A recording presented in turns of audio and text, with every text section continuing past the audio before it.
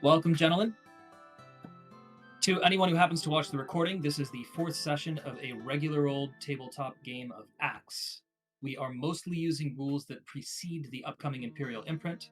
The main exceptions you will see bring thieves and low light vision more in line with the revised designs. We further add explorers to the core class list and swap their prime requisite to Constitution. The world, however, has been meticulously built and stocked, following the guidelines from the Imperial Imprint Judge's Journal. And those familiar with the AX module series set in the Oran Empire will recognize quite a bit of material from AX1. Let's begin with introductions. First is the fighter Palensis, a mercenary played by Ross. The party's explorer, Marie Azulay, is a scout normally played by Jay, who will be in absentia this week and staying in town. The first of the party's two mages is Zephyr, a pyromancer in the Locarnan tradition, styling himself the Incandescent. He's played by Richard. He has employed a local huntress named Telma, who will be piloted as a secondary character by Ross today. The second mage is Jagrov, whose practice of necromancy is less and less a well-kept secret every session. He is played by Chris, who will be joining us shortly. And he has hired a haughty and self-important journeyman cartographer named Holt as a non-combatant specialist to produce usable maps for the group's explorations. Holt will be piloted by Richard. Hello. Yes. It is the small craft's fate to watch the list of the galleons and pray for light winds, and these unlucky sticks live in the border marks of one such skiff, the Freeport of Bremen, southern of two tiny nations unfortunate enough to occupy the land bridge between a pair of imperious giants. These looming empires long kept one another in check, until a turbulent succession in the sprawling Sultanate of Hansa to the south emboldened hawks in the northerly kingdom of Locarno to swoop down unopposed on their neighboring bridge state, Ascona. Hansa now musters its armies in reply to thwart Locarno and claim the corridor for its own. Bremen is merely in the way. The Freeport's saving grace is a crescent of savage and untamed wilderness, spanning the gap between it and the Hansan border. Though the internal borders of Bremen have been severely depleted by the departure of thousands of volunteers going north to fight with Ascona. A month passed before news of Hansa's approach reached our four travelers by Bremen's eastern border, leaving them with precious little time to plan an escape or prepare to make a stand. In the first month of play, they visited two of the remote border forts on Bremen's eastern fringes, Ostmark Tor and Silsbend Tor. So far, they have liberated a wagon of trade goods from what they assume were brigands deep in the Needlebreak, a forest west of Ostmark Tor, and then gathered numerous reports of beastmen raiders emerging from the Needlebreak to abduct whole villages. Deciding that their group was too small to handle that right away, they elected to head north instead. Last session, they pursued a freelance contract mapping the untamed forest east of the border beyond Silsbend Tor. In the Eastern Wood, they negotiated a mutual retreat with a man-sized gecko, then followed game trails to an uncanny fruiting grove, where they recovered the fungus-riddled skull of a dead buck. After that, their survey led them to the bones of an ancient village. Their investigation there was cut short when Palensis' former fighter henchman, Joyce, stumbled into the habitation of a monster who chased them miles away toward the river Sihl to the south. Jagrov, the necromancer, and Joyce, that fighter, both agreed that the monster was a serpent-haired woman. No one else caught a glimpse. The party resumed mapping along the riverbank and discovered the hunting grounds of something undead before concluding their foray and returning to Sill's Bend. The remainder of that week will pass before the party's next Death or Glory excursion on the 22nd of the Kite. Before that, we have 3 matters to attend to. The season is mid-spring, and the weather this week has been pretty good. The matters that we're going to start with are Zephyr and Jagrov's dissection of the deer skull, then a meeting with Marchwarden Burke, arranged by cartographer Alda, after you return with a map of this wilderness that he's been very interested in getting started on, and any other results from your first foray that you want to talk about. And last, the results of henchman recruitment by Palensis during the week of downtime. Chris, welcome, by the way. Thank you. My apologies once again. No, it's all good. So, first, let's start with the results of Zephyr and Jagrov's dissection. You two brought back two things to examine. One was a red deer skull, which you had to disconnect from the mycoloid growth anchoring it to the ground. And the second was a bit of meat from elsewhere on the carcass. Zephyr spent 3 gold on advertising to solicit advice on the matter from someone proficient in animal husbandry, while Jagrov began investigating using his particular insights into mortality. Zephyr offered something pretty generous. I think it was 10 gold for help for the week, and received an enthusiastic response from an old hunter who has a pretty good handle on game anatomy. In the course of the dissection, the trio will have discovered the following. First, we're going to do the sample of meat. It putrefied in precisely the way that you would expect to accompany the passage of that much time. It now reeks and attracts flies. Don't know what you were expecting for that, but it did just do what meat does. Second, the skull. When you guys cracked it open, you will have found that the brain is almost entirely spared from the typical degradation. And slicing into it will reveal that the vasculature has been mostly traced over with pale strands of woven mycoloid chitin, much the same as one would expect to find in the stalk of a mushroom. Did you have any further points of investigation? This mycoloid chitin, what color is it?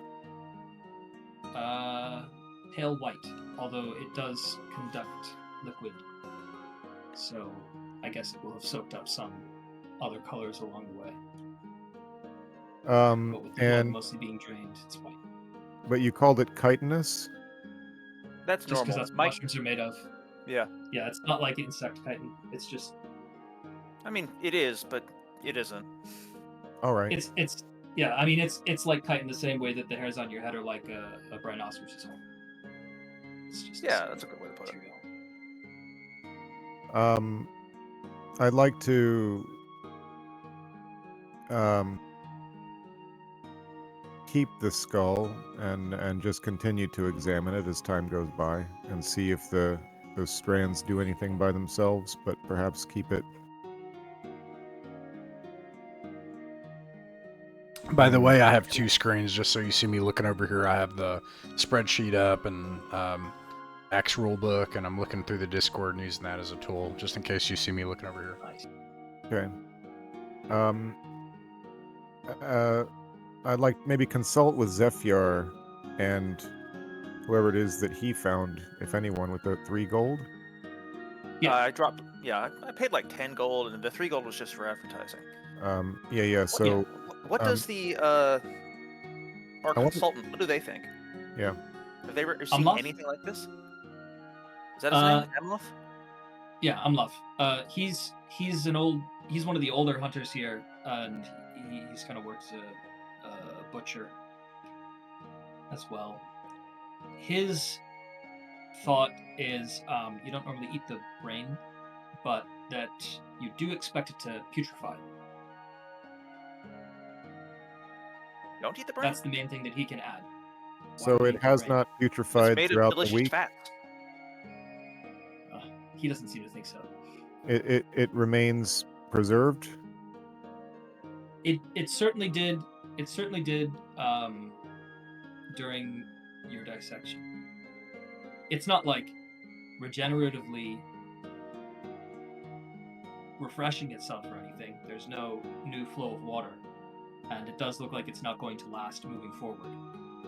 Okay, but the brain itself, is it rotting normally then? It's not, is it No. desiccating as over time? In other words, like will it eventually shrivel up and remain sort of a preserved brain, or is it? Well, that's a good question. So let me talk you through the timeline real quick because that actually does matter. You guys disconnected it from the ground and brought it back one day. The next day, you started this investigation. Now, it looked like it had been dead several days, the deer, before you found it. This bit of meat that you came on was already kind of dried up, and the carcass had been picked over pretty good. When you started your investigation, the brain looked like, to the best of you guys' knowledge, it had died, an hour ahead of your finding it instead of several days. So it appeared not to have degraded at all or putrefied at all. After you've cut into it and gone on to the next day, it looks like it started to dry up and decay normally. So it's been a day then, or well, it'll have been a whole week. I'm just curious if Oh. you have anything else you want to investigate. Yeah, well then in while the you course wait of the for week, it to then get back to the course of the week. I think I'm very curious what happens if I put it in. Is there like any area around the town that's just like a small copse of trees, like a small glade somewhere? The I want to small gently glade, push back no, but against the the forest is proposal. about a mile away from town. If you're going to plant this I am. fungal bloom thing, I recommend we do so within a contained environment rather than in the wild. I will lend Well, my no, huge muscles to the task of digging up a big hole. Like we can dig like a planter and put it someplace where it can't spread out from the planter. Is what I have in mind. I don't want it infecting the local region more than necessary. This thing gives me the heebie-jeebies. Well, that's thing one. Can these strands? Do they look like they're putting out new feelers? I suppose that would be a piece of investigation before trying to plant it. Do they look like they're trying to reach out still, or are they just, now that they're cut off from the ground, are they just shriveled up with the rest of the brain? They already appear to have started shriveling by the time that you started your dissection. That's a good question. Okay, so they're not the source of new shoots or anything. No. Okay. Well, then at that point, I would be curious to see if they become that, or try it, or if something changes. If let's say they get watered, they put on the ground and water. I need to know more about the nature of this thing. Okay. And I agree about a contained environment. By the way, we can maybe just get a planter, maybe buy a wooden planter from a local gardener. You could get a wooden box and fill it with dirt. I don't know if that's exactly a planter. I'm not super familiar with that part of agrarian history, but I think you can absolutely get a box and put some dirt. The basic concept is sound. We make a box and we put it like someplace where it can't easily escape it. So okay. That's the answer to what to do next with it then. Gotcha. So that will be possible, and over the course of the next few days, it does not appear to grow when you go to check on it, and does appear to begin to rot. Okay. And now I know we've got this consultant. Way. We've got this consultant. Yep, for the week.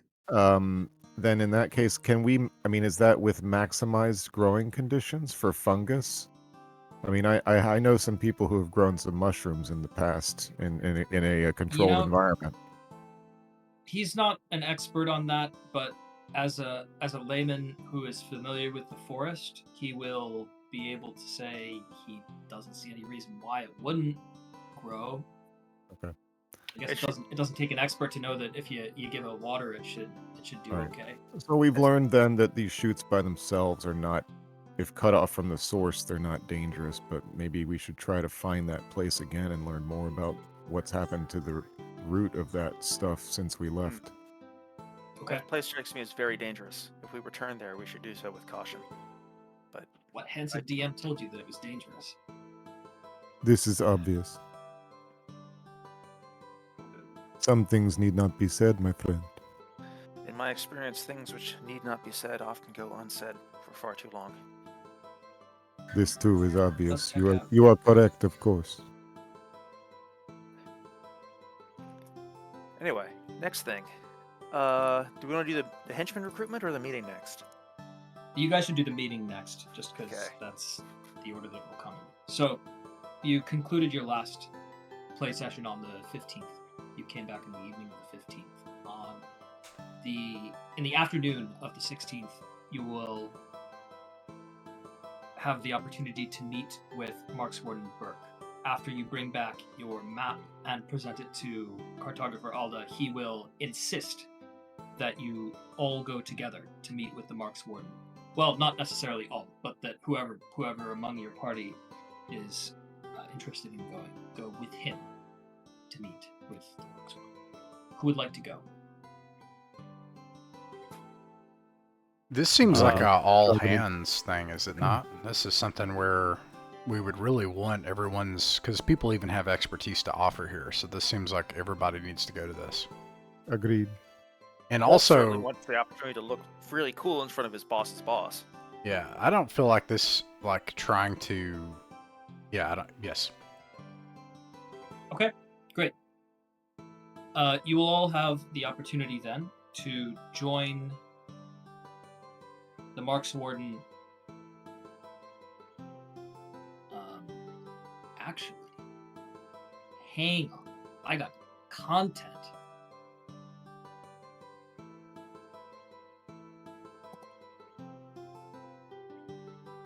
Yes. You'll be invited to join him for a banquet. Sort of a fancy luncheon where he's serving a favorite table. First, you're brought a course of salted chickpea pancakes and an entree of roast boar stuffed with blood sausage. That's fun. I guess I was supposed to do those two separate courses, but this is a luncheon, so it'll all be served at once. Once you get tucked in,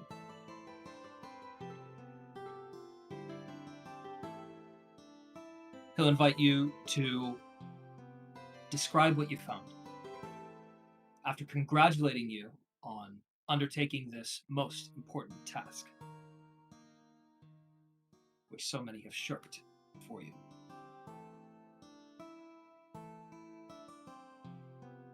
What do you wish to share?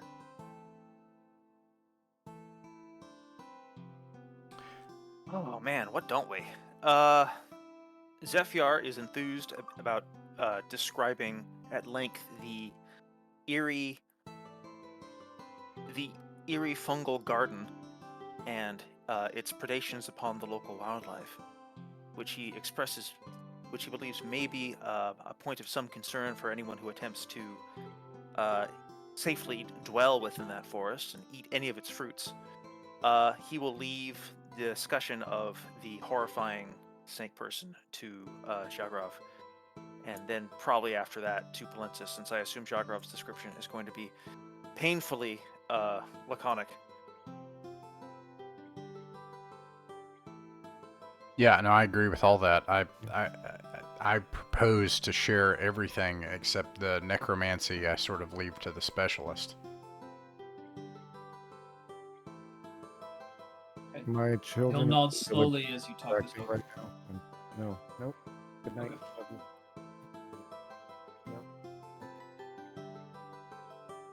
you. Jagrov starts bickering with his spirits at the supper table. Yes, I start speaking, and then I suddenly just say no, no, no. Jagrav.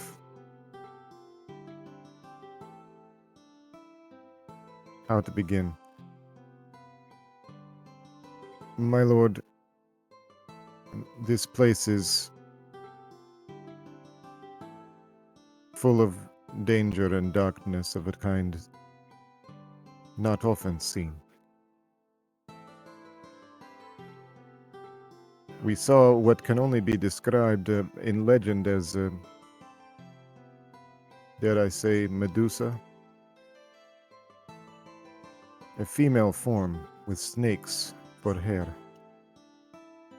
As an aside, and I know this has been a topic passively broached throughout the week. I think the term Medusa is ridiculous because that's a single person. If you want to call it a lesser Gorgon, I will absolutely. I embrace just that heard about terminology. this Gorgon chat just recently. Yeah. Yeah. I was just Yes. So posting the Medusa same was a thing. Gorgon. Pretend I said that then. I've been sassing my husband about that. No, I And then I mean, and then sorry, I'll get back to the other Gorgon jokes later. But Yeah. yes, the Gorgons. Yeah. Anyway, so This- I this, embrace that terminology. It's just a D&D. A D&D-ism calling it a Medusa instead, and some bestiaries also include something else called a Gorgon, but I will not hold you to any particular terminology about monsters. You can call them whatever makes sense to you, and I will generally not correct you Oh, unless there is probably a I'm standard. glad there is a correct term because Medusa did sound ridiculous, but I I figured mean, it's someone's name. I'll She note is that- a Gorgon. yes. Actually, in Acts 1, Medusa is the correct term for it, and it's this monster. In Acts 2, I think this changes. I think. It doesn't. Oh, but okay. I I won't thought I tell you heard. how. Okay. I would say the correct term, if you wanna use Acts 2 and not call it a Medusa, would be to call it a lesser Gorgon, and I will leave it to your imagination what that implies. Lesser Crown Gorgon said there's sounds a good. bigger Gorgon. 30 feet tall. Her head has snakes. Each snake ends with another head with smaller stakes on top, so it can Literally curse you just a from. Hydra. It's a Hydra. Yeah, you get me. That way, it can look in multiple directions and stonify more people at once. So Sorry for dragging you away from an excellent bit of roleplay, but I no, please. noticed that came up in between sessions, and I wanted to address it because I agree. The entire table briefly descends into bickering about etymology. No, it's Before vehement Jagrov can agreement continue. is what it is. It's even worse than bickering. It's self. See, Vehement satisfied. agreement about etymology before Vichagrov can continue. Okay, there we are. It's canon now. Anyway. And then, my lord, if only that was the worst. You see, as we approach the river,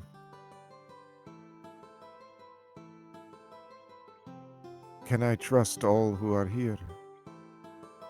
Are there not some your lordship would wish to dismiss before such topics are discussed openly? He'll snap and send the servants away, although they seem like they're like, I mean, okay, fine, you'll just tell us later. They're all members of his household anyway. No, that makes Jagra feel important. He's willing to indulge it. You guys have done him a good service.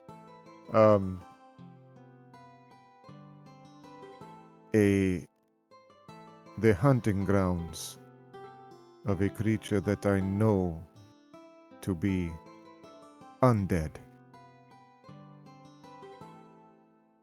Not alive, but animated. Most likely with cunning intelligence. And can you describe this creature? No. I can only feel its presence from across the river. This seems to disturb him somewhat. But if I could feel it, does that not mean it crosses the river to hunt? It was not just him who felt it. All of us felt our blood run cold. But Jagrov is more sensitive to these matters than us, and drew more intelligence from the Aether than we could. He'll furrow his brow a bit and say, "This friend of yours, this Jagrov, is he a priest?" See, now I'm doing the Jagrov voice. I should never have done an accent. What a mistake. I am not a priest.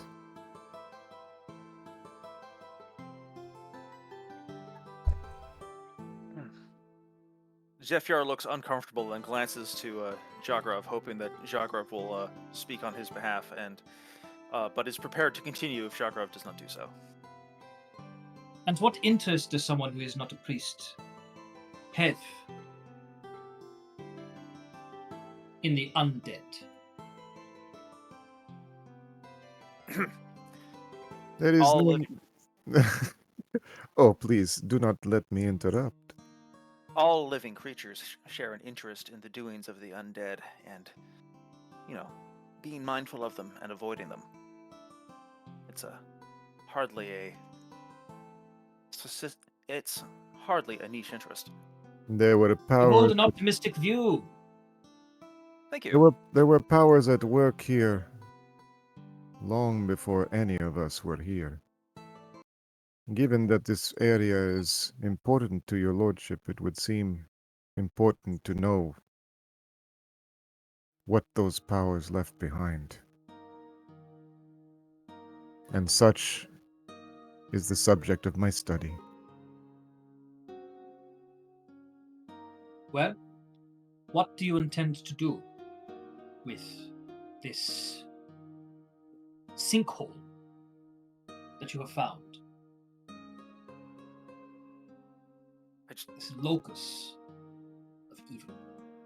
My intention was to remain a safe distance. Palenza says, My intention is to cross the river. But I will not do it with the people. Until perhaps something has been done to rectify the issue. However, there are only two groups of which I am aware who have a peculiar interest in the undead. And one of them, I am not sure I can trust. Hell, Jagrov.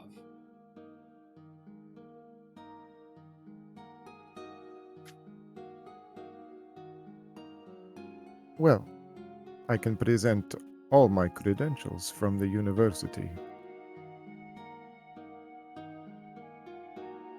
I am less concerned with your credentials than I am with your intentions. When you find this place, what will you do? But if I must send someone else, I will.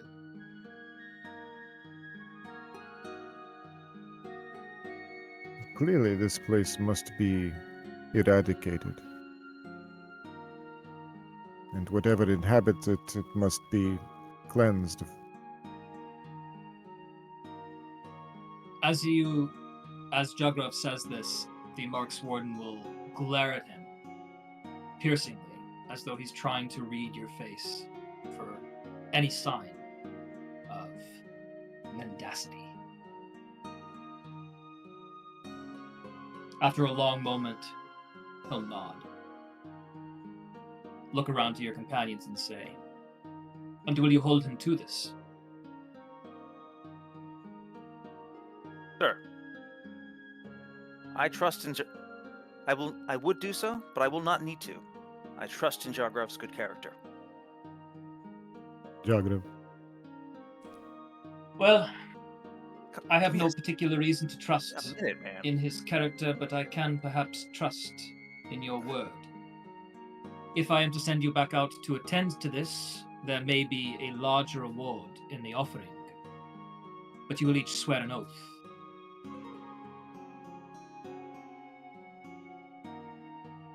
and However, we will return to this matter after hearing the remainder of your report. Have you anything else you wish me to know about before we discuss further orders of business? Have we spoken yet about the mushroom in the stag's skull? Yes, while you were in the restroom, I waxed eloquent on the matter of the eerie and insidious fungal infection which seems to affect those creatures which fall prey to the lure of the garden deep within the forest. And do you suppose that this has any connection to the spoiled meat? Interestingly, no. The meat which rises from the creature, we took samples from both the brain and from the flesh of the carcass in which we found. The flesh presented no unusual features, but we didn't eat it. We don't know what would have happened if we did. And we don't know what has happened to the animals that did eat it. Mm-hmm. But it was eaten. Almost entirely, except for the brain. Which Well, perhaps I can enlighten you. Yours is not the only group that I've been able to send out in the past week. I was fortunate enough to have a second response. They were not quite so intrepid as to cross into the glade itself, but a few hunters were able to bring back, shall we say, a sample. He'll snap his fingers again, and the servants who, being able to hear this, must not have actually been that far out of earshot, will come in, and he'll instruct them to bring the meat. About 15 minutes later, they will return with a steak cut into a number of small pieces on several plates, which he will present to each of you. He'll say, "Chew, but do not swallow."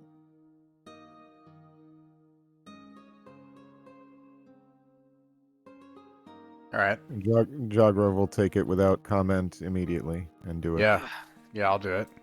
Okay. Zephyr definitely hesitates a minute, but it's not going to be the last one to do it. Well, the good news is that it's quite easy to do precisely what he instructed you to do. It is hideously bitter, despite clearly being fresh meat. It doesn't taste putrefied, just like it's, I don't know, laced with something Bitterance. kind of gross tasting. Like over-roasted coffee. Do we have water? That was foul. Yes, you actually have not only water, but let's see, an adequate supply of... What are you drinking tonight? Ooh, dry white wine with wormwood and saffron. A more pleasant bitterness. A bit of aroma to wash away that nasty flavor. I'll be right back. Certainly.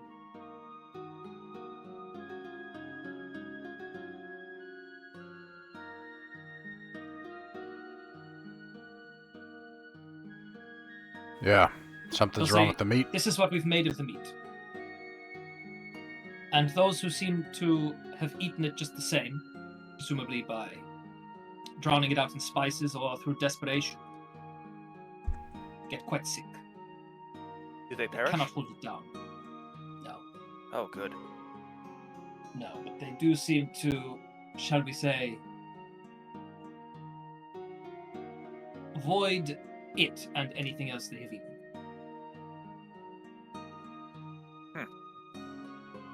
My lord, what inspired you to take on this effort to lead people across the river and establish a new settlement? Is it the war or something else that's out there? May help our search after all. I did not to know. rise to this station. I did not rise to this station by inheriting it or having my opportunities presented to me. I rose from the ranks, as many do. And as any frontiersman will tell you, it is bravery and valor that earn one a place along the borders. For my part, I will not stand by while Hansa approaches and takes the people with whom I've been entrusted. However, I cannot quite do it alone.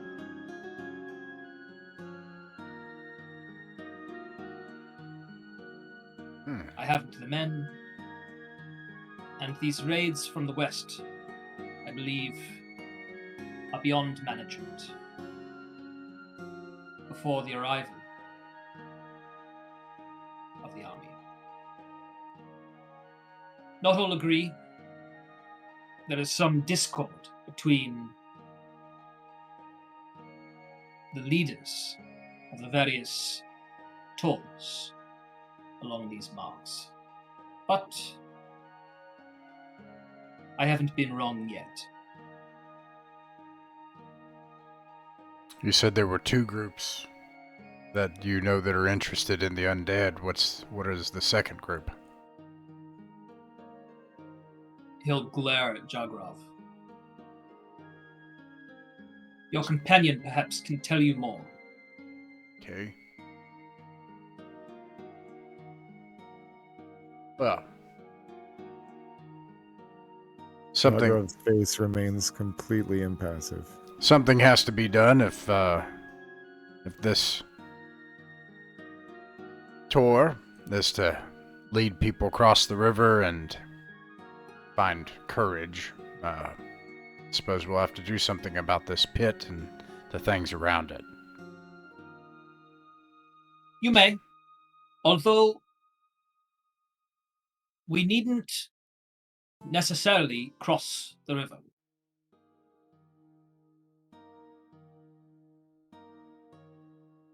We do not need to claim the whole forest, merely a place within it, to await the passing of the Hansen army. Right. Perhaps, and he gets a little grin on his face, to strike at them from time to time. That gets an eyebrow raise from Jagrov.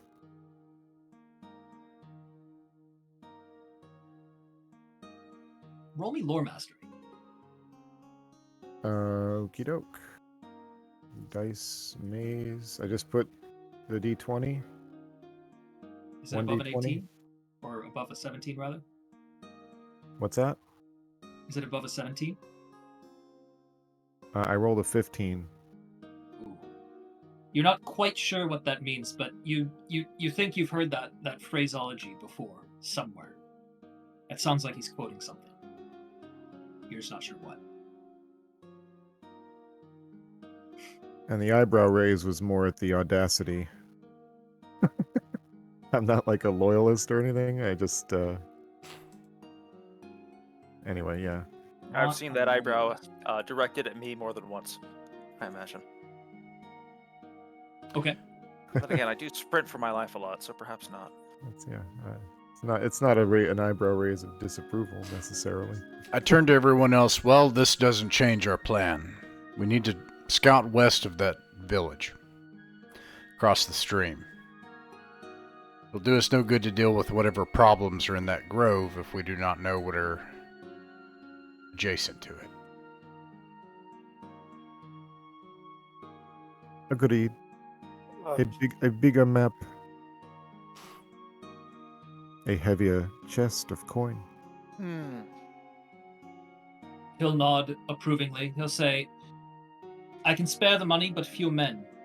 Now, Palensis, there is another matter. I can tell by your trappings, and you do have the mustache, right?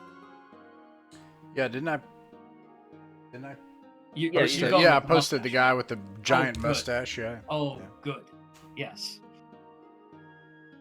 I can tell by your trappings and your whiskers that you are a sellsword. You're dressed in their style. While I can spare few men, you are welcome to recruit from among my ranks, so long as you intend to clear the forest. Oh.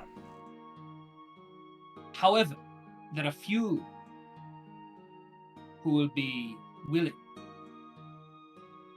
and few men to begin with.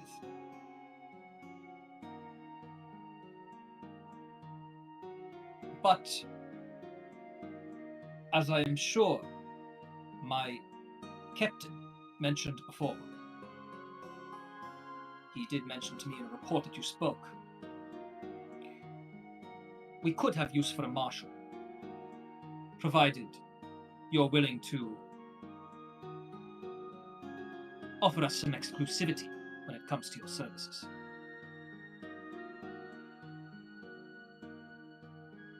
I'm honored at the offer, my lord.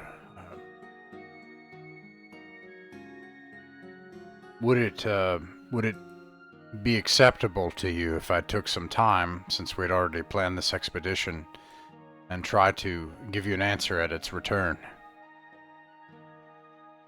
This is all contingent on your returning with a complete report of that forest.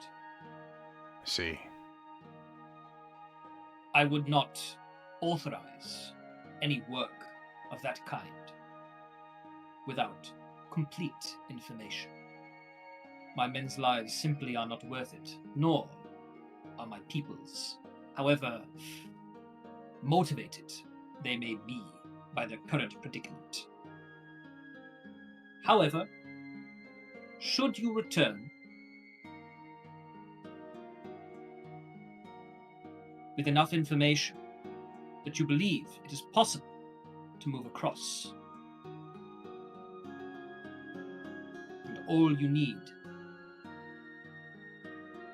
is a license to undertake your own training, perhaps there may be a place for you in my ranks. We are certainly not above the help of good Remeni mercenaries. Thank you. He bows, steps back, turns to everybody.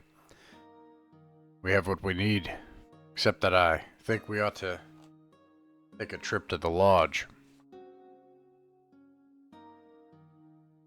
I'll Agreed. finish my glass of dry white and with saffron, and bow deeply to the Marchwarden.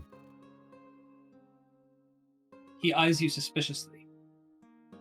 Before you go, he will tend to the matter of an oath. I apologize, gentlemen. I did not write one up ahead of time, and I do not want to It's ChatGPT. improvise something half-assed. But basically, Right. he will swear you to destroy whatever that is if you go across. Oh, if we cross the river, he wants us to swear an oath to destroy it. Oh yeah. Well, see, the wording of this oath is going to end up mattering. Yeah, well, will I produce it apologize for you also. later on the assumption that you're not going to. What is, no.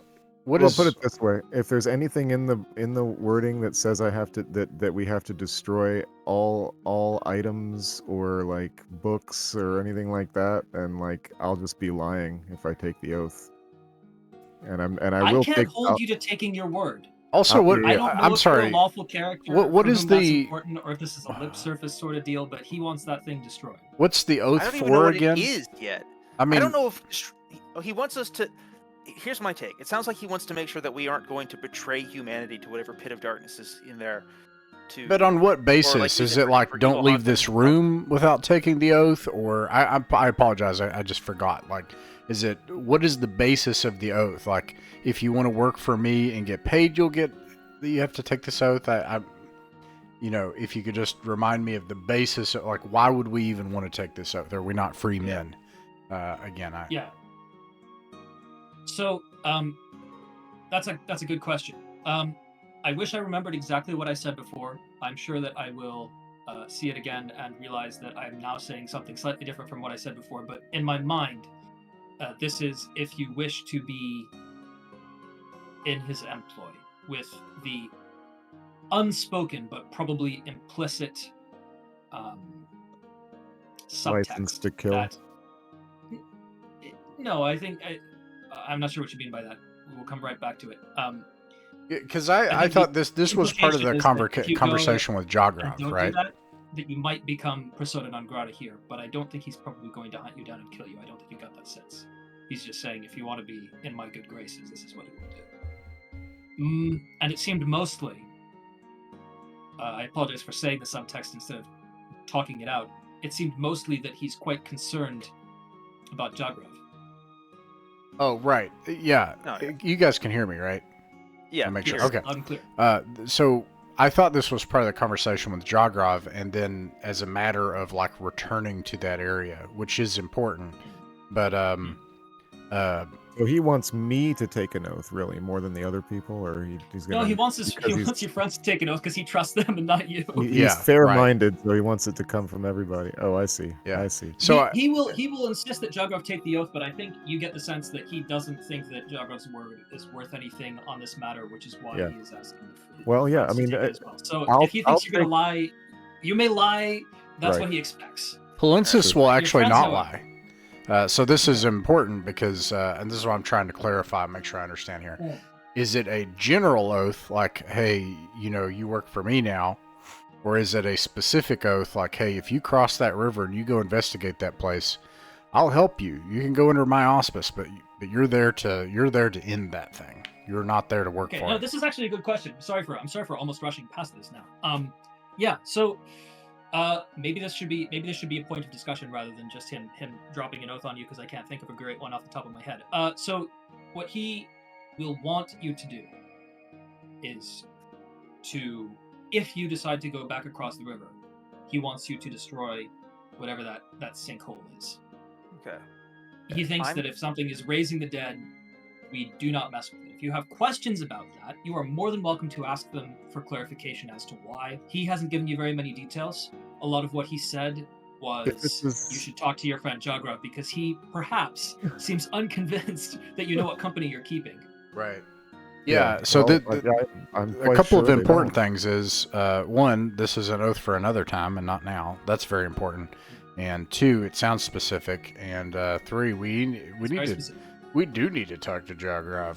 Although as terse as Well, he is, like there's some things that If the oath is as simple as we swear to destroy the source of the evil or whatever, I can take. That's no problem. Just don't ask any questions. I I'm just not going to ask wanna- any questions. I No just wanna- clarification whatsoever. Let's just take that oath and move on. I don't want to.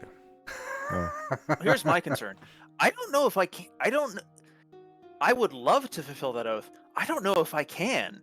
The impression I got is that whatever was in that sinkhole is a lot stronger than me. I don't think I could destroy that without like three or four of me, maybe 10 of me could do it. Right. But I don't think me alone, even with I don't think my compatriots are operating at a level of. This sounds like a power where we can whispered kill them. conversation at the wash house and inn. Yeah, I don't think he'll I let could take you that guys thing. retire to a room if you want to have a discussion about Okay. things. I do. Like, Yes, I if you definitely. want I want to if you spend some swear an time oath chatting. not Take to the oath. serve that thing. Yeah, I'll swear that right now. I have no Mhm. interest in messing with it whatsoever. I would And I'm love. happy to prevent I would be Jogrov from entertained to saying not it. have this chat. I just don't want to have it in front of this lord, unless we Yeah. have to swear an oath right now.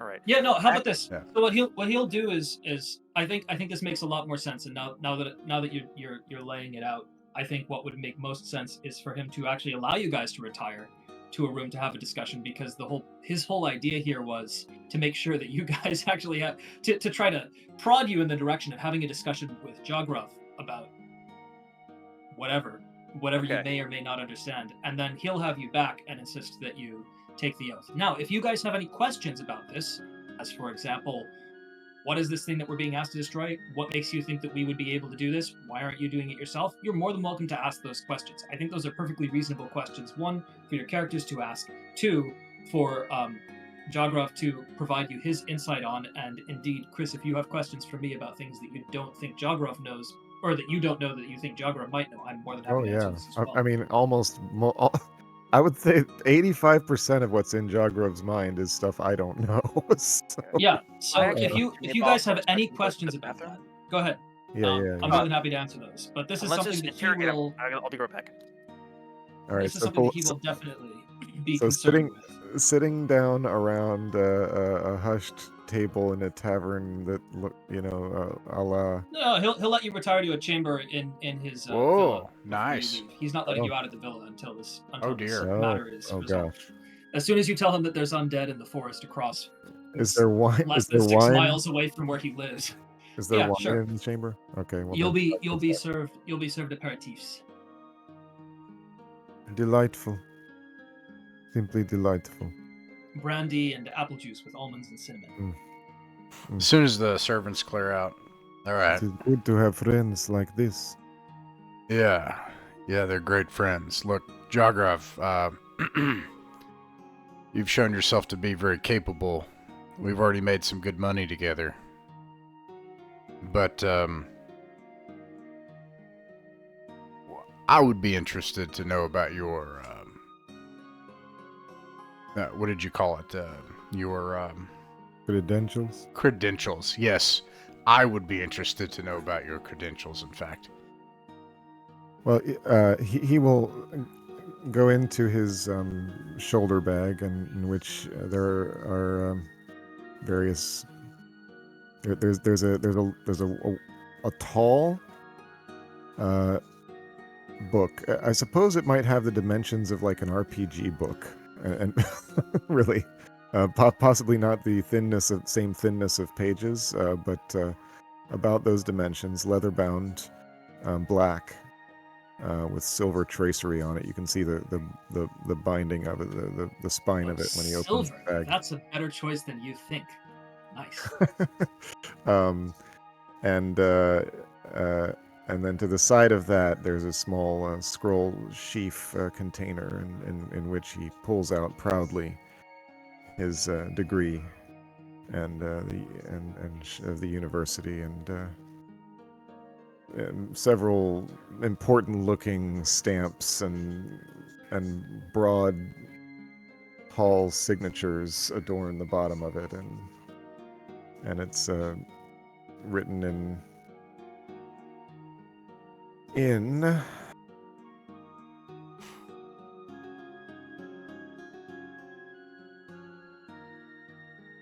what's that old?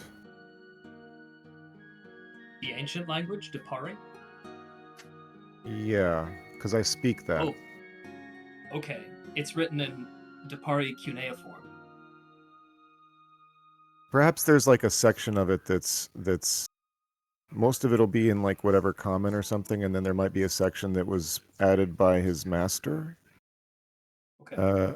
who would have had like signature approval on the degree and all this kind of stuff, and it would have been it would have been written in that language, and also have some sort of hidden meaning.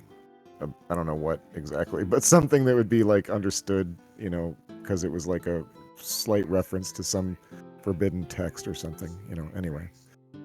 What have I missed? Okay. Palensis I'm is... displaying my credentials to I Palensis. apologize. It's not cuneiform. It's like Sanskrit.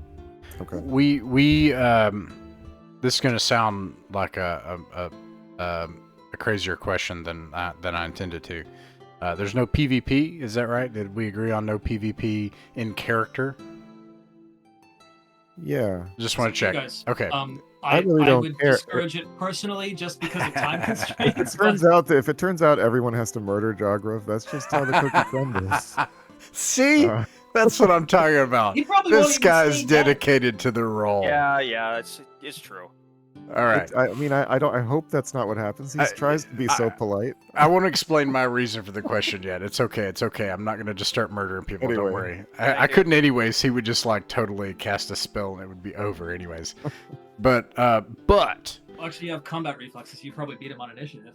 yeah, well, Palensis right now is immediately thinking that because he's starting to think that his life is in danger.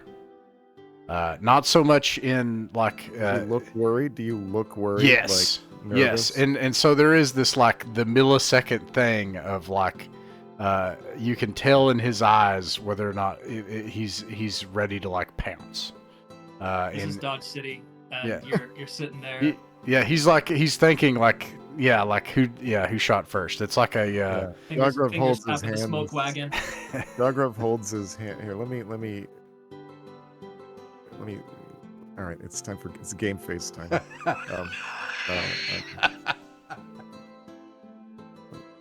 You have no cause against me, my friend. We have saved each other's lives. You did save my life.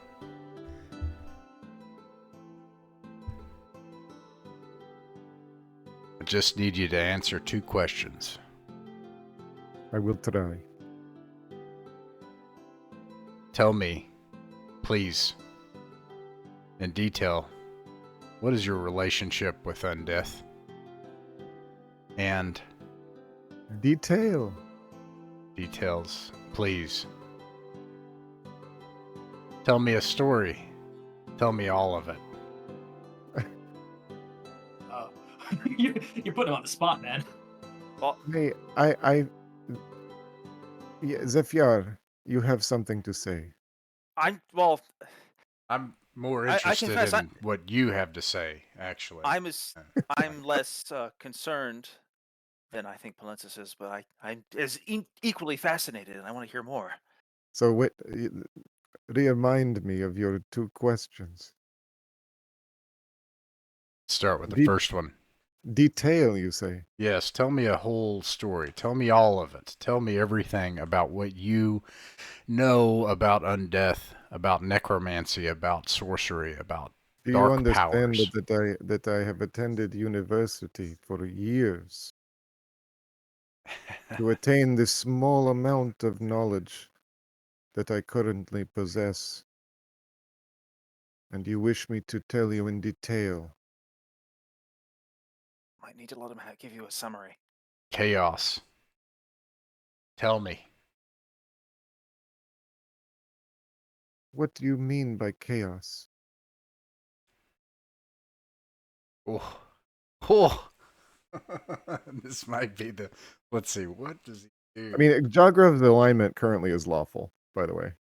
It's Is lawful. it? Yeah. Oh, I had no idea. No, he started off Whoa. lawful. Yeah. Whoa.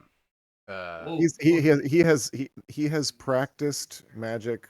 He has actually cast a spell.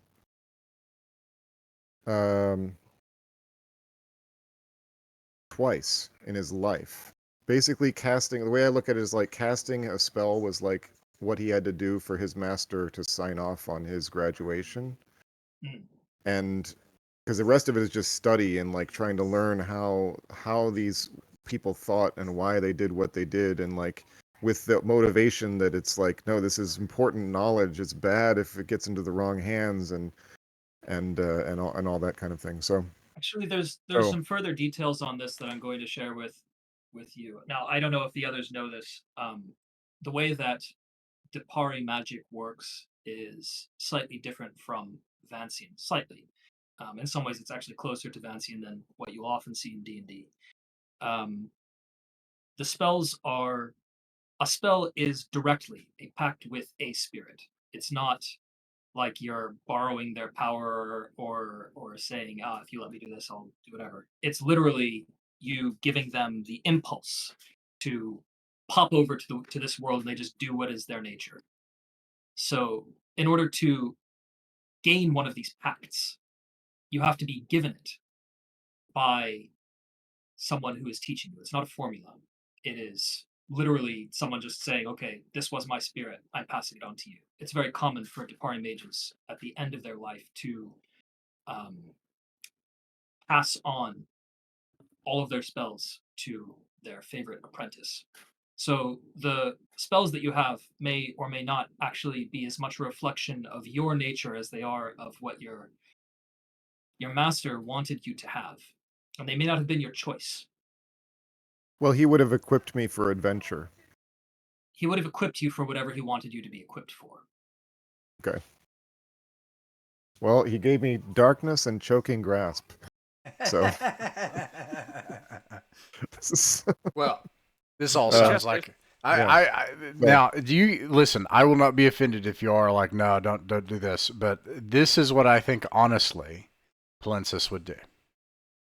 His arming sword would leap from its scabbard, and it would jut like down. He would leap up and down, and it would be out.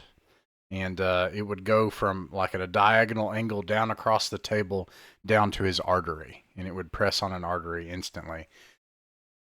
Palensis's face is not it's not one of rage or steely determination. When this happens, Palensis's face is one of fear. You can see fear on his face, and he says, "No more quips. No more little pithy responses. I need to know what your relationship is with that thing, and things like it. Why do you know what you know?" Because it was my area of study. I have no relationship with this monster in the wilderness. What do you take me for? Lenses. What do you take me for? As I say, we have saved each other's life. Have we not? This is what you know of me. You know that we have gone into the wilderness together, faced unspeakable terrors. But now my source of fear is you.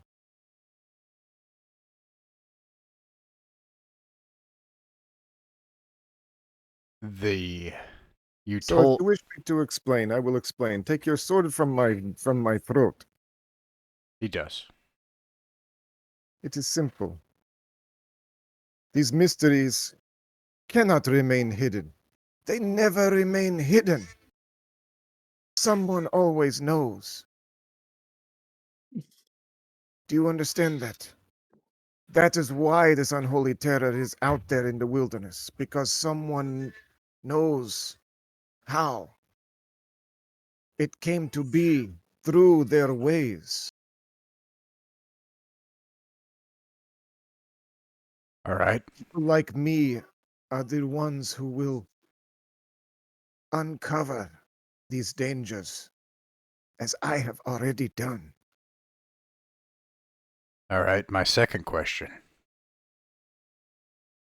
Can we reason with it? No. Well, it depends. It depends, honestly, it depends. From what I know, which is not much. So no. The kind that keep And then hunting he grounds and are then he usually sheathes his not sword. sapient. You'll Oh. know that. Okay, I so think that's a fair thing for you to have feral. insight into. Okay, so hunting. So It's not feral. It's just not the kind you can talk to. I would know that much Ula. because I was thinking about like Yes. I don't know, maybe some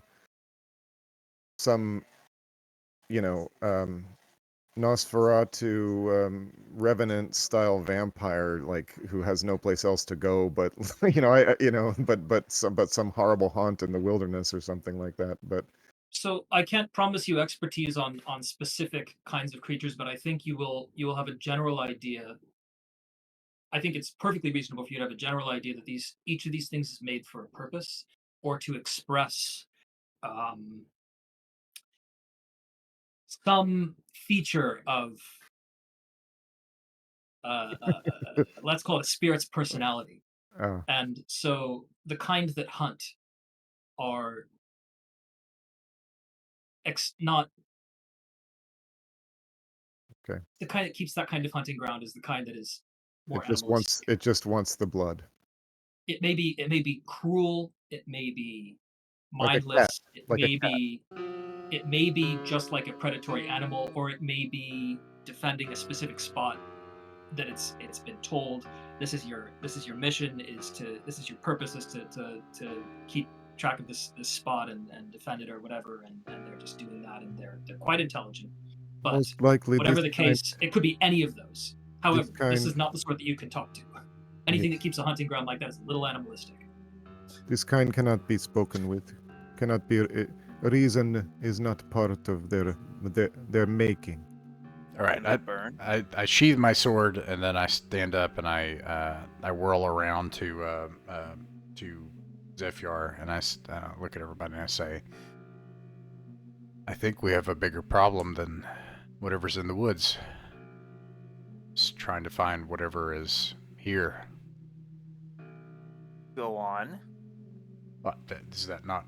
I'm sorry. Is that not what you just said? That something would have had to have summoned and commanded it? No. Oh. This could have come to be 500 years ago. Ah. This is true. These things linger long, long after you'd wish This they is were the gone. point, you see, of undeath.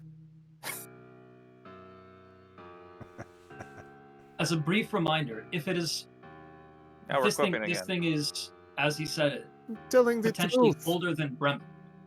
Right. If Yeah. it's been out there, this could be you stumbling across something from 2 empires ago. This Mhm. this lesser Gorgon How old is she? And why does it matter?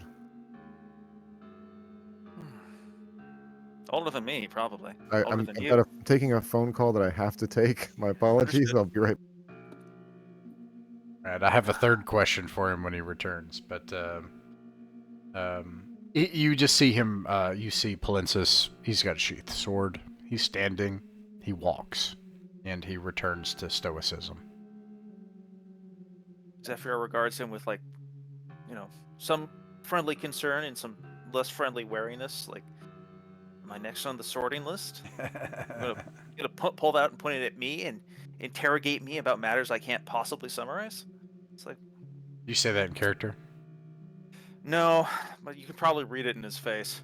Just Zephyr Zephyr has a terrible poker face.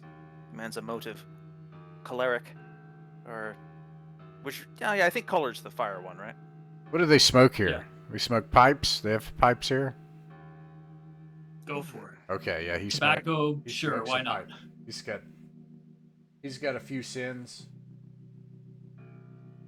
I'm not sure that's considered a sin here. I think it's probably just considered.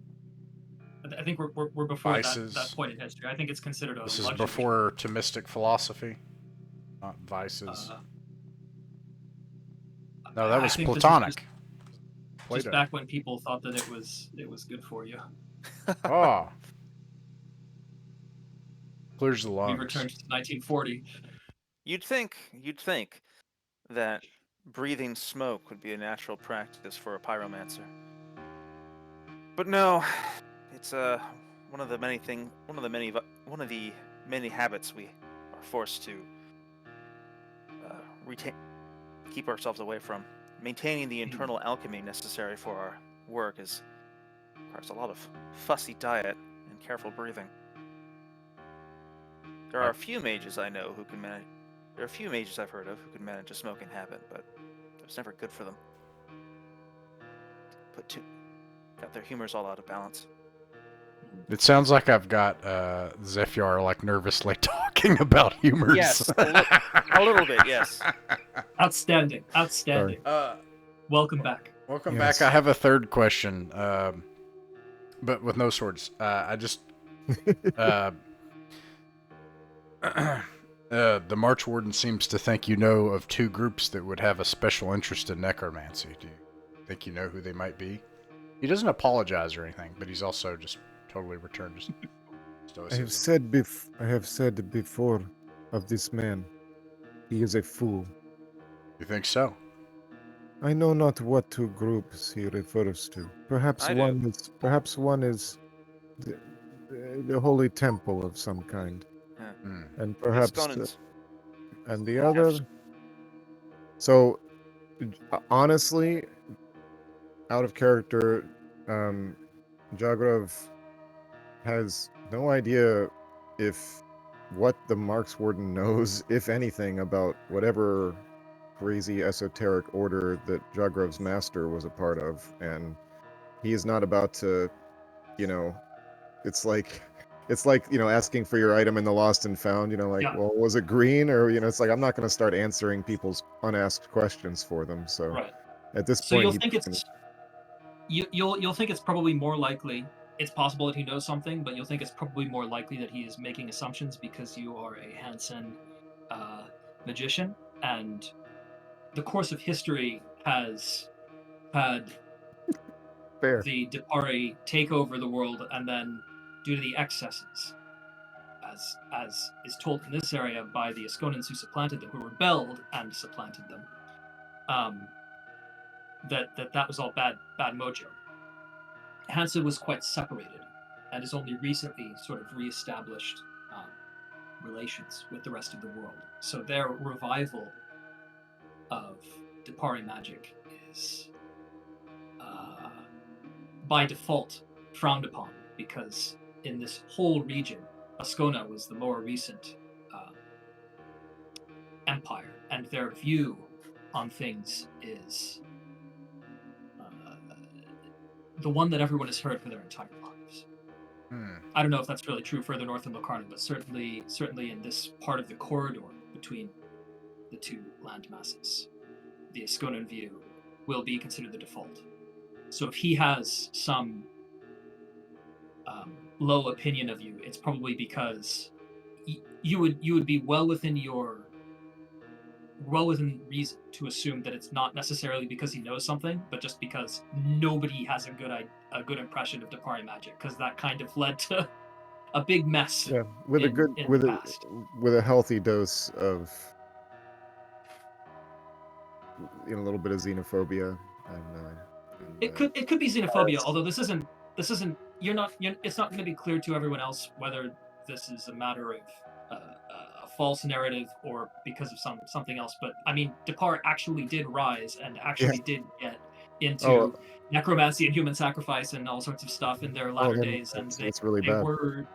were destroyed by Yes. the founding saints of Ascona. I think Jagrov is probably, I don't think he's actually sacrificed a human. I don't think he would still be lawful if he had done anything like that. Well, the Hansons aren't the Depart. The Hansons revived the magic, and the magic wasn't always about that. It's Well, not like they but were. I'm just it's not like talking they were about the the necromantic Yeah. way, whatever it is that. Yeah. I'm sure though that I've been at some, I may have, that's plenty Have of you sacrificed autopsies. the chicken? That's a great Only question. to a slutfest. Probably. I He probably is a have healer after all. probably many different. I probably actually, yeah, because I don't know that would affect. That would be the lawful magic user's answer to trying this stuff out. Actually, Yeah. I mean, we eat chickens all the time, etc. yeah. I So don't know how many chickens you need to kill to get the same amount of mojo as a human, but it's probably Well, more than one. Yeah, it's like so- the crunchy chicks from Oh Fable. gosh, what was that? Fable. Yeah. You go stand in front of the door and just start eating live chicks. What year is it? Man, I forgot that existed. Yeah, so that's where you guys are at in terms of. So yeah, I don't know what you think he knows, but it's possible that he's just heard different stories about the way things are and has a different view about. That's where Depart my magic. answer will stop. Then is just this man's a fool. Okay, well, Okay. they're very well. This is beyond my expertise. I've never dealt with anything like this in my life. So I ask you, do we do? I have one pressing question regarding this hypothetical undead hunter. Are they flammable? Would I be able to answer that definitively? I would think probably I would, maybe. Really, yes. So you'll know that the general way to honor the dead, in both, you don't have to part history, but you will know something about necromancy. You'll know that before the rise of necromancy, the normal way to honor the dead was to burn them or bury them, and that in the wake of the fall of Depar, the tradition among groups that weren't interested in being reanimated was always to burn. That became completely dominant. However, there are groups in history that you're aware of. I won't give you too many details because I'm not sure that you know dates and everything, but during that sort of age of decadence, a lot of people eschewed that completely and went out of their way to leave themselves reanimatable. I don't know how much the rest of you guys will know this, but he'll know that. Yeah, I'll give a little bit of that history then. In Ascona, the dead are always cremated. And I'll explain. I'll present it then as like a just so story for why that happens.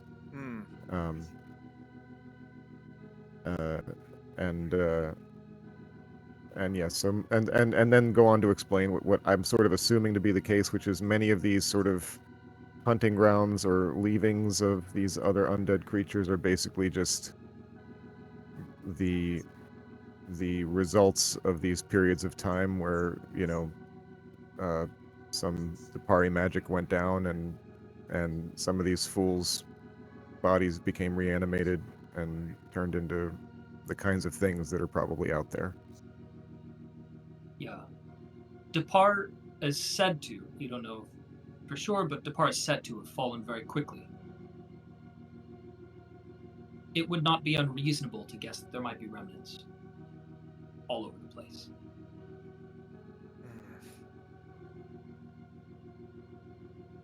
It's a shame, then, that it's not the sort of thing we can talk to. Who knows what history it might hold in its decrepit skull. What old knowledge it might linger there. Well, but now it seems it's all rotted over with hunger. Shame. I suppose.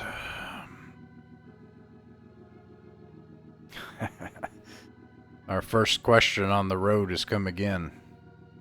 Do we turn west into civilized lands and make a choice in this war, or die unknown in a forest under the clutches of some centuries-long forgotten monster? And, The second is more interesting to me. I agree. If I must die, let me die historic, on the border of all things. Well, Besides, if it's as flammable as it sounds, then perhaps we can kill it after all. we take the oath then? Yes. Agreed. Palensis, Yeah. please do not draw your sword on one of us again. It is understandable. It is One. understandable. You get one. Don't do that. Don't do that again. Scare the shit out of me. Never. Thank you. Okay. He gets it. I point to Jogrov. I know. In the I get it. I'm So the you coward guys here. will- I'm the one who's got it running. So I've had a little time to chew on the oath, and I think that the specific thing he will ask you to do is, if you cross the river, cleanse the sinkhole. That is what his demand will be. A lot depends on how many of those. Is it one hunter? Is it 10? So much remains to be known.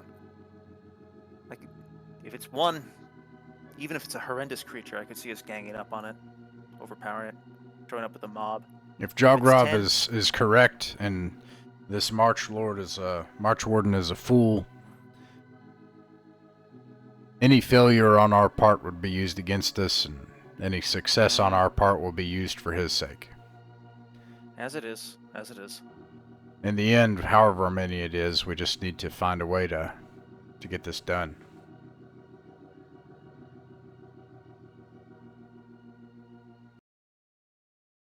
Bring lots of fire. What are the rules in Acts for There are two Fi- kinds of flammable oils: lamp oil and military oil. Military oil is more expensive, but is useful for killing anything which is flammable. Lamp oil can't really be used effectively as a weapon, any more than olive oil can. The But it primary can be difference- used to burn a body. If you have additional fuel, it's an excellent lighter. True. It's a. Accelerant. I don't know this. This isn't part of the rules. My assumption is that Zephyr knows a thing or two about the proper deployment of military oil, since it is, fire. All adventurers fire. do. And Yeah. he especially will be keen on those details. I don't know the formula myself. I never quite had the talent for alchemy that many of my compatriots did. But you can find it in certain markets. What do you guys think about kind of working our way up to this and starting with that sector A and B and doing a cloverleaf, and then doing that, coming back, and then if we're being successful, then the next cloverleaf is to go back to the ruined village and face that thing. Maybe. Before we go across the river. I suspect whatever's across the river is not going to be as catastrophically dangerous as the Gorgon.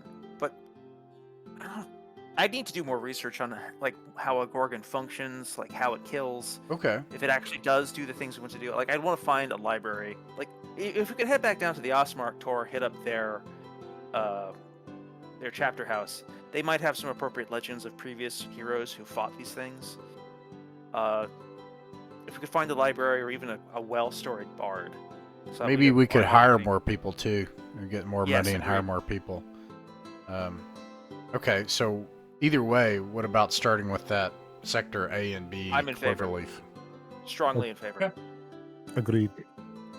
So, Palensis also advertised for hirelings. So Yep. first, if you guys are willing to take that oath, he will swear you to it, and basically that's just it. Mhm. It's if you cross the river, you swear to cleanse the sinkhole. Naturally. That's it. He's not saying you must go across. He's not saying because he's not trying It's an to if then, get I get people killed. But he insists that if you go across there, that be your purpose. Of course. And if you wish to simply avoid that area, he's not going to force you over there. That's it. I'd like to go. Well, yeah. What did you have planned for the hireling? I have an idea, but So you advertised actually for a hireling. Okay. Throughout the week, you spent a gold on it, and I'm going to go ahead and say partway through the week on the. We need to roll for this. Doesn't matter. Already rolled. Yes. 2 days after your meeting with the Marchwarden, one of the 17th of Dustmoon. one of the yeah. So the 17th, 15, 16, 17, on the 18th, one of the runners that you see around town will come to you and tell you that a man's looking for you at the Taurus headquarters building, which you'll know is where all of the soldiers, and this is mostly soldiers here, gather every morning to receive orders. It's a big old pollinated building, and after they receive orders, it's a place where people can gather. There's some open space. It's like the forum, but trade usually doesn't happen there. That's where the major bulletin in town is, where all of the things are written, and there's some military offices. So it's a normal place to meet with folks. Right. I get my chainmail and my tunic on underneath, and my coif and cape, my robe, or what is it called, cloak, and arming sword and everything, and I march out into the grounds for the headquarters building. Okay. You find a tall Asconan man standing in front of your poster, perusing the bulletins. He looks well fed. He's got a regal stature and bronze skin, which you think is unusual, even in Ascona, let alone here. You can see a patinated shirt of overlapping steel scales peeking out from beneath his purple-hemmed cassock, and a distinctive oval-shaped shield with a crescent cut out of one side.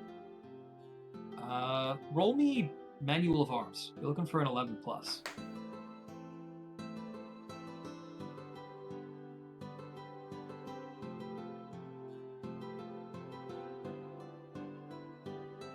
Uh, 12.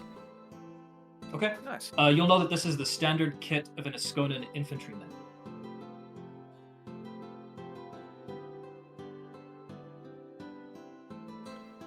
Huh. That's a nice shield. What is he doing down here? I say as much. As you approach, he'll turn around. You must be Palensis. Aye. You may call me Natan. I may. Very well. I came from a tour further north to offer succor at a hospital in Ostmark Tor. But when I arrived here, I heard stories of a man who has survived both the Needlebreak and the Eastern Forest. I wished to meet such a man. I've heard that's kind of rare. To survive the Eastern Forest. You have an interest in it? Yes, Palensis. He rests his hand on the pommel of his mace. Why did you go? I look at the mace. I'm just looking at it while I'm talking to him. Pays good.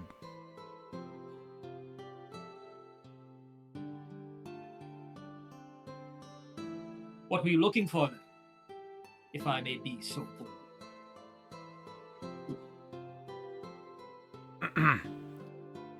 The Marchwarden here pays us to go into the forest and see what's there. I'd say things were more looking for us, really. But there's and I like walk past him and I find a an old rake and I break it again. Stop breaking those. Those are expensive. And I come back with two akimbo kind of like half sticks, and I come back and I'm talking while I do this. There was a monster, probably centuries old, beyond comprehension. It caused one of the largest, most doughty men I've ever met in my entire life to piss his pants and run for his life, and then put his sword aside for the rest of his days. There's some sort of thing that infects the brains of creatures that eat from a accursed grove. It seems to threaten this entire tour and all the land. And then, of course, there's the dark pit and some horrible presence of evil beyond the river. So those are some of the things that we're looking for us. And then I toss him like half the broken rake handle, and then I charge at him to attack him. He'll with the sidle out of stick, way and not with start the sword. circling as you speak. Yeah. He'll sidle out of the way and start circling with you as you speak. So, which of these is of most interest to you, Palinsis? Well, I would have said whatever would have paid more. I don't think that's true anymore.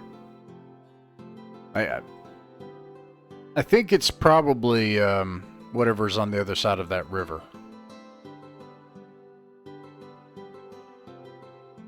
And This I'm like pit of evil. striking at him and riposting and stuff as I'm trying to get an angle while I talk to him. I mean, he doesn't seem to be completely focused on making the fight an active thing so much as occasionally punctuating the conversation with strikes here and there. So do I get the sense that he's extremely competent, or not, ceremonially competent? You get the sense that he is, how do I put this? Above the standard of a normal man. Yeah. But he doesn't seem to be a soldier in the traditional sense. He's not fighting like a soldier. He's not fighting like a fencer. Okay, that leads me to ask, so I've answered your questions. Looks like you're interested in my posting. Maybe I can ask some questions. Nathan, that I may call you. What is your interest in the forest? And what specialty could you bring with a group of people that also travel with you? You mentioned the ravages of disease. The favor of the patron is upon me, and is proof against such dangers. Patron? Like one of the saints? The saint's patron is the source of Asconan divine magic. Ah.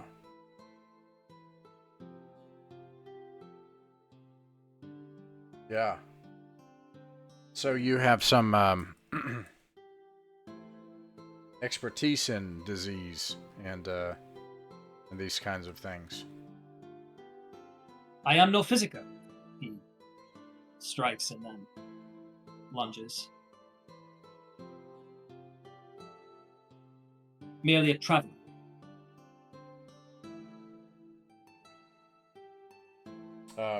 That satisfies me, and I stop and I swing it to the side in a kind of parade salute off to the side, and allow him to strike me to see if he will. I grimace at that. Well, and I throw it off, just as like detritus, and then I like try to see whoever's rake I broke. As soon as you throw it aside, he'll immediately set his bit of stick right up next to your neck and say, "Dropping a guard. I hope you won't disarm yourself in the field." You're hired. Okay. We have yet to discuss a rate.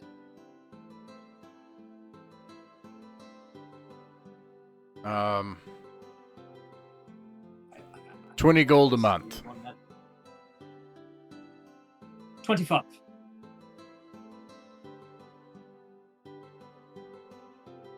What experience do you have with the knowledge of evil horrors?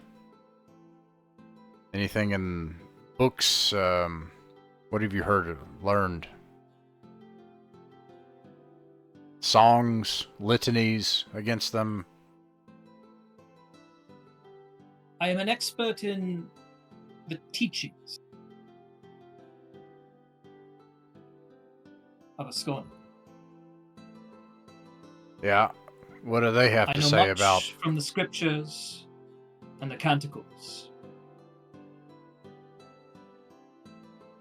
And let's say I have some motivation to seek things out which others would flee from. Oh, we'll need that. 26 gold pieces. I reach out my hand to shake his hand. What of a share? A part of a share? What of a share? Oh. A quarter share. Okay. You can roll me a reaction check at... He likes the cut of your jib, so +1, and you're offering him an exceptionally large share for his level. Well, just in general, an exceptionally large share, so +2. Ooh, plus your charisma, which, as we have established, is actually not -1, but 0. What was it? I managed to get snake eyes. You got snake eyes. Yeah. If you're not hiring him, I'm gonna. Yeah. Well, that puts things in an interesting kind of way. Maybe what I like reach out he can see underneath my my chain shirt the markings of a tattoo of some horrible border place that's godless and has turned their back on the saints or something. Oh, that's no, fun. It's not that. He's not. That's not why he's going to turn you down here. He'll say, "Why don't you work for me instead?"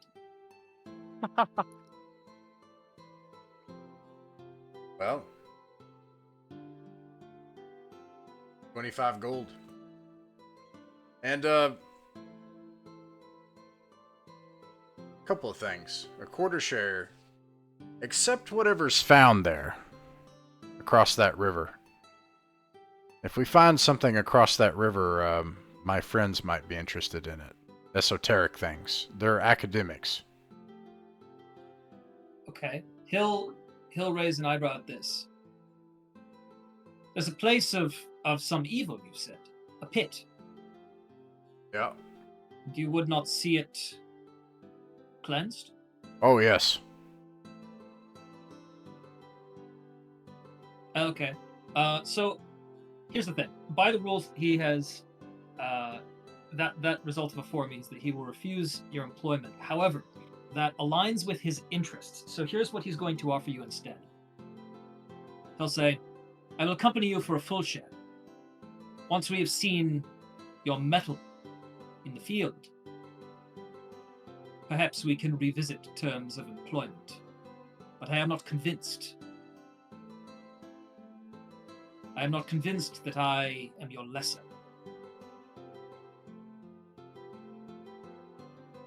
Well, I had already planned that anyway, so that sounds good to me.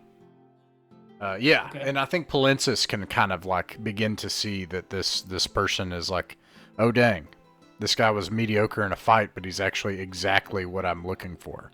Like this is the guy that I He need was to like. mediocre in a fight. I It's need. that he wasn't I fighting need. like he fights people. He was Right. fighting like he's used to fighting animals. Right. I need this guy who like will go into the depths of horrible darkness. This was the guy I actually needed, and I didn't realize it. And then I was just like, yep. So, oh well. Anyways, I bow and what a full share, 25 gold. No wage. He No just wants a wage. full share. He just wants to be an equal partner. He just wants for to now. be for your next excursion, I guess. I don't know. I don't know what to do with this one. I probably shouldn't have had you roll at all. Sometimes in the while the book typically suggests that a lot of the time in the modules it'll say this person will be easily hireable as a henchman given X, Y, and Z condition. I think that in his case, this makes sense. He certainly intends to go out there. Yeah. He likes the cut of your jib, but I don't think that he's been convinced that he should be working for you. Yeah, I'm not sure I'm convinced of that now either, actually. Yeah. So, yeah. I did. Awesome. We have a new weirdo.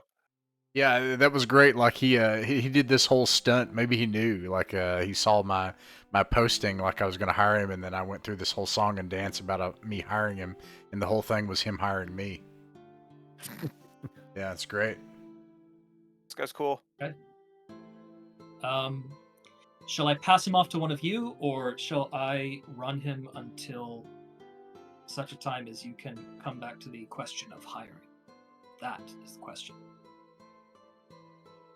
I think I should play him because I think this guy's not going to like Shagrat very much. I was just sort of thinking the same thing. Oh, I think it would be hilarious if he was played by Chris. It would be. I don't want to make Chris talk to himself that hard. Okay. Yeah. Well, we'll see how it works out. Right. I'm not saying no to finally playing him after he gets hired or something, unless. Sure. But I sort of agree. I'd have to think with two different brains. Yeah, fair enough. No, that makes good sense to me. So, okay, that was a weird one. I'm sorry that we haven't gotten as much adventuring done as I had in mind originally. But This we've is. still got Are a you little time kidding? if Do you guys want realize to- who your players are? We just spent a whole session in negotiating with NPCs in town. This is. Well, I wanted This to is light gold. something on fire. I'll be the designated complainer. I hope next time I get to kill something.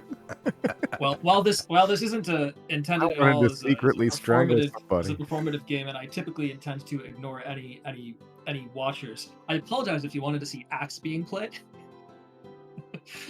Apparently, that's not what we're doing today. However, this was good old-fashioned tabletopping. Came into play a couple of times. Yep. Cool. All right. I appreciate it. Is that it for tonight then, or... No, we've got a little more Okay. time to wrap up a couple of details. Now, let's talk about the direction that you want to go when you do go into the forest. I thought it was going to take 15 minutes at the start of the session for this stuff. Be greasy. I believe the consensus, 20 encounters. at least between Palensis and I, the consensus is to hit vectors A and B. Yeah, and agreed. You've also been given license by the Marchwarden, and I'm sorry if this got glossed over, to recruit from his troops if you're planning on going back out into the forest. He said that he's not going to assign you anyone until... I actually don't remember exactly what he said. What I ought to have said was he's not going to assign you anyone until you come back with more information. But if someone is independently interested in going, you are welcome to recruit henchmen from the ranks. Cool. So that will give you one more vector. Additionally, if you're interested in recruiting mercenaries, they are not on his payroll. And there are always a small number available in a place with a market. And this place does have a market. So you might be able to find a couple guys like that if you're just trying to buff out your numbers with people who wouldn't go into a dungeon but will do wilderness stuff. Well, I'm That's gonna see also if I an can. option. I'll come back to that. I'll send you over text my intentions for recruitment. Okay. I mean, you can pretty much just do it by the book. Okay. Well, yeah, It's I'm gonna based on- try and it's hire based on some of market those class. hunters who are like short on work and trying to figure out what to do with themselves. Yeah, that's a good idea. I can see if any Okay. of those guys are feeling brave. Okay. Yeah. Are you intending to hire? Are you trying to find henchmen there, or what? Yeah, I could use a second henchman. Okay. That might not be possible, but No, I mean you can continue to advertise. This is a class 6 market, so Not a lot. the number of henchmen are pretty low, and you've already rolled for the month. So if you advertise for next week, you'll just get whatever the third week's crop is from them. There's no special crop for them. If you want to hire from them as mercenaries, the way it's going to work is this: the market remains class 6. However, normally what you do is you roll for each category. If you look at the table, this will make sense. It just says like, there's D2 light infantry, and there's one slinger, and there's a 70% chance of one bowman, and an 85% chance of, you just go down the list. Right. What the hunters will represent here is a second category of light infantry who are equipped as hunters. So when you're rolling light infantry, you can roll regular light infantry, and then you can roll hunters light infantry as a second, just larger number. Cool. But Alright, you're I'll still try looking that. at class 6. So that's how that population will work. Some of them will be interested, and it is a substantial displaced population that is already impacting the income of the domain, because these are people who would be out tending the fields or hunting or doing whatever else to bring in food and therefore money. So with them all displaced here, I think you will have a fairly easy time levying them as conscripts if you are in the Marchwarden's employ, and you won't have to wait as long. So that is another thing you can do down the line. I don't recommend doing that today. You still have to pay them, you still have to train them, but that is something else that someone with Palensis' background as a marshal will immediately notice, is that these are recruitable people, and the reasons that you normally wouldn't want to over recruit, because you're already suffering from the penalties. Yeah, so normally there are penalties. If you recruit too many people, it means there's not able-bodied people working in the fields, right? Because you want to recruit the able-bodied people who would normally be the best workers, but they've already been displaced and aren't working. Normally the penalty is you get a lower domain income. Those people already being displaced means that domain income's gone. If you want to recruit them now, there's no additional penalty. You're already suffering the penalty you would suffer from that for the same reason. I don't know if that makes sense. Anyway, do you guys have any other questions or plans for next session? Specifically, you mentioned going different directions, going up into the forest to the north. Do you want to plan out a specific route that you want to try? Because that helps me. That helps me figure out what's in each house. Return to the giant gecko 1.75 miles to the northeast by north, and then from that position head approximately northwest by north, sorry, and then head west by northwest to Sector A and Cloverleaf via B back to the Grove or to the giant gecko sighting, because we're liable to, I don't know, if I was in the woods, I wouldn't be able to necessarily Cloverleaf back to exactly where I started, but anyways, with the ultimate goal of scouting A and B, I also propose to you all that the goal here shouldn't be to try to actually action something, and by doing that we can save money and move faster and not try to lose all the hirelings and everything right here in the front. We're just trying to scout, and the purpose of scouting is to clear that adjacent area from that ruined village, because if there's some greater threat there, it doesn't do any good to try to go and take some force to the ruined village. That is my proposal. Okay, that makes sense. What I would like you to do between now and next session is on any one of the maps, actually just draw like a line of your route. Okay, I can do that That's- right now. Using like the snipping tool or whatever. And it can just be, it doesn't need to be anything fancy. I just kind of want to see what course you're trying to go with. There's a chance that you get lost, but unless you're staying out there for a whole day, the chance gets pretty low. And you do have a navigator, which gives a considerable bonus on not getting lost. There's still a chance, but it's decent odds that I can actually predict your route, which makes my life easy. Now,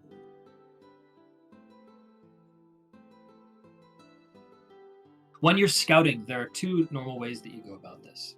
The rules are designed to let you find layers, because when you want to settle an area in this system, you have to clear out any of the monster layers that are in a hex in advance of settling it.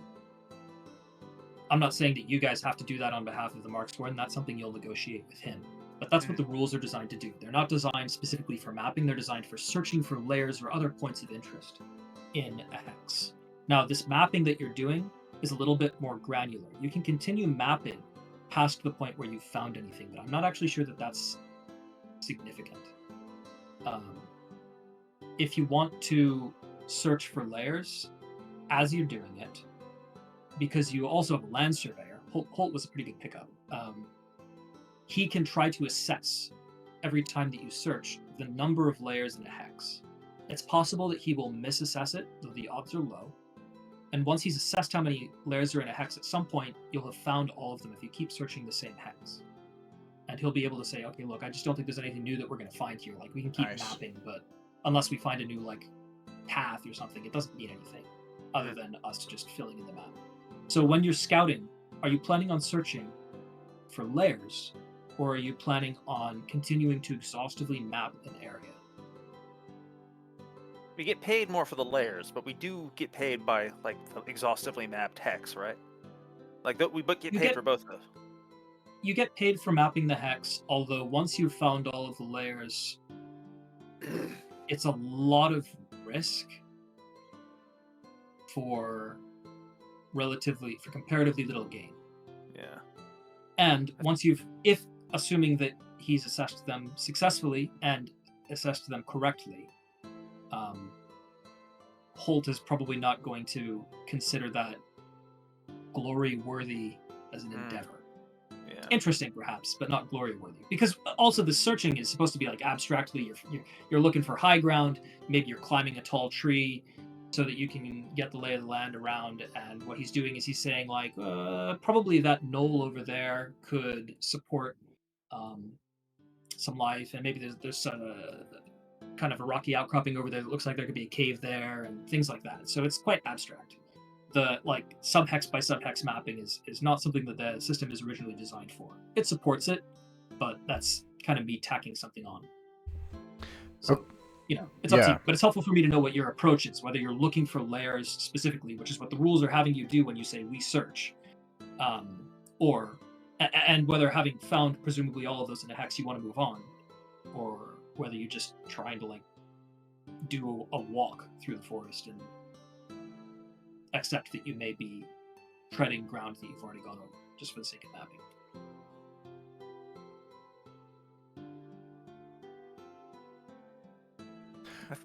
This also raises a question. Sorry. Go ahead. Oh, Jogrif is content to follow the lead of the more bold. Okay. I would content ourselves with locating the points of interest in the layers. Past that, I think we better start moving on to finding them in another region. Yeah, I mean, going back to the goal, to me, it seems there's a tactical concern here. If we're going to march on this, Gorgon, then having an adjacent threat that will complicate that could be catastrophic. So we have to secure the adjacent area. So we need to know what's there. For that reason, we don't need to exhaustively map it yet. Also, I think that would be a bad thing to try to do when you have this major threat nearby. I'm also wondering. So I'm sorry. I'm just thinking out loud about the process here. Maybe it makes more sense as a ruling on this. So that subhex mapping thing is a system that I used in another campaign, and I'm wondering if it makes more sense here to say if you found all of the layers in a hex, as far as you know, you can just return it and be paid for whatever extra space would have been in that hex. So there are 16 subhexes in each of these hexes. If you search seven of those subhexes and find all, let's say, 4 layers in a hex, and return and say, we're sure that there's 4 layers in this hex, we found them all, this is what's in them. Maybe he can just pay you out and say, okay, well, I'll consider that whole sector mapped. And No objection for me. All 16. I wonder if that makes more sense if he's considering it like complete. Because the searching, you really are kind of mapping the area. It's not like he needs you to stand in every single spot and take elevation. You don't even know if that's possible. To me, this sort of like to use the word tactical again, this is like the difference between tactical, operational, and strategic. Like right now, we need tactical mastery of this area. We need to be able to control what's right nearby. You know, being able to know where the next ridge line is and where this water course is and what the water tables are and whether or not, you know, that's like operational skill stuff. That's once a Gorgon's not going to eat us. I don't know. That's what I'm thinking. Yeah. Well, I'm gonna sleep on it, and I'll let you guys know what I decide in the end. But my thought probably is that if you feel like you found all of the points of interest in an area and have your land surveyor tell you, so basically just tell you, I've finished assessing all of these. I'm sure that this is how many are in the area. If he misassesses, whatever. If you return that information, you can be paid for the whole hex. Okay. I think that's going to lead to more interesting gameplay than we're sure that we found all 4 subhexes here that have a layer in them. I guess what I'm trying to say is I like it. This just seems like another, not to confuse the words here, LAIR, but LAYER of gameplay that's just not here yet. Like, we don't need to, but if we start getting into like domain level stuff, then suddenly identifying key terrain and stuff and mastering the terrain in an area will be, especially complicated by enemy forces and stuff, fascinating. You know, like that would be very interesting. But right now, that just doesn't seem, we're adventurers, not conquerors, I think. Although, you know, you might say, well, actually you could be, you know, I get it, but like, yeah. Anyways, yes. No, the answer is yes. It's a level of granularity that isn't in the game that I'm tacking on. Actually. It just says this is a hex. There's this many layers in it. It has no statements made about where they are, where the paths are, or anything like that. So the map that you got last session is already a higher level of detail. Okay. Yeah. Is assumed required by the system. It supports it. It allows it. If you draw subhexes, you can totally do that. I've done it before. I've populated them and said, like, this is this subhex. Do you go north? If you go north and there's something in that subhex and you're searching, you find it. If there's not, you don't. I'm down with you sleeping on it. But also, like, yeah, it's fine for now to just yeah. It's a question of what you guys are interested in with that part of the gameplay. If you don't really care, then I actually think it's easier to treat it as abstract, and I'll just draw up a map where you play stuff that you found after. Jay's not here. He may have a word on that. Yeah. Anyway, sorry, let's just be thinking out loud. I mean, I like all that stuff, so I'm just taking it as it comes and having a good time. Okay. Typical player response. I don't know, referee. I'm having a good time. I'm here to swing a sword, baby. I want to go into the forest and be presented with terrifying horrors and then run away from them as fast as I can. That's my thing. I question whether that's your thing, because you had ample opportunity to do that all session, and you didn't. Well, we do like talking to what Richard calls the little computer people, the people in the. The people. Alexis, you are my little computer person. You live in my computer. This is true too. You guys are the computer I'm an people. NPC. The NPCs are real. Am I no, an you're NPC? A PC. Give me wish an you- existential crisis. You wish you could shed responsibility that easily. That's true too. Okay, is the, Well, yeah. we'll wrap up here in just a moment. So for the next week, if you guys have any plans for downtime, let me know. Options that you can do are, I guess you could retrain a proficiency if you've got one that you don't like. You can start working on that. That's something that can be broken up over time. You can recruit. You can buy and sell at the market. I want to get in trouble. Can I do something ill-advised and stupid? Now listen, y'all don't realize If you this. want to, yeah, there Y'all are don't actually realize rules this, for but- looking for trouble around town. Speaking Sure, yeah. speaking of Palinsis being, speaking of responsibility, Palinsis was not always the beacon of responsibility and good society that you see before you now. He Is that what we see before us now? I yes. saw you threaten someone in public. the last No, it was behind closed doors. the last Oh, you're right, in private. when you first met him, I wanted to share this, but I haven't had. There's been no reason to bring it up. But your character wouldn't know this, but I'll tell the players this. When you met him, he was on his last straw, and the 16 gold pieces he obtained, he did in a fighting pit. Oh. So that's what it said. He's Anyways, already in the high risk, high reward yeah, lifestyle. I'll roll in the downtime if that's okay on this. Going, I aim to misbehave.